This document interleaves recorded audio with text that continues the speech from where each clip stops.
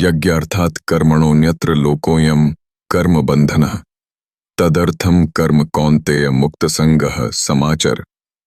भावार्थ, हे अर्जुन, यज्ञ के लिए किए गए कर्म के अतिरिक्त अन्य सभी कर्म बंधन में डालने वाले होते हैं। इसलिए आसक्ति से मुक्त होकर उस परम उद्देश्य के लिए कर्म करो।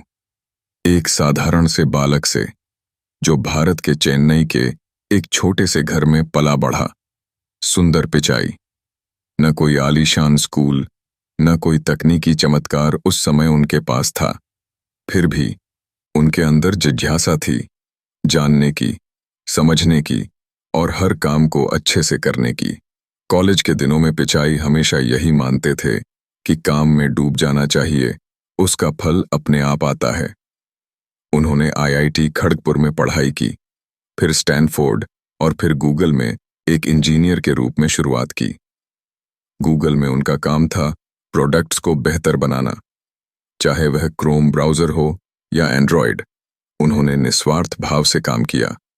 जब लोगों ने पूछा, क्या आप सीईओ बनने की लालसा रखते हैं, तो उनका जवाब था, मैं सिर्फ काम पर ध्यान देता हूं, पद अपने आप आता है, जाता है कि सीईओ बने, और फिर 2019 में अल्फाबेट के भी।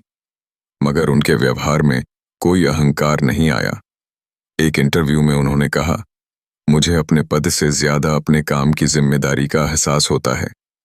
मैं जानता हूं कि यह पद अस्थायी है, लेकिन जो प्रभाव हम अपने काम से डालते हैं वह स्थायी होता है। सुंदर पिचाई का जीवन इस बात का उदाहरण है कि कैसे कर्मयोगी बनने का मतलब सिर्फ महान कार्य करना नहीं, बल्कि आसक्ति से मुक्त होकर कार्य करना है।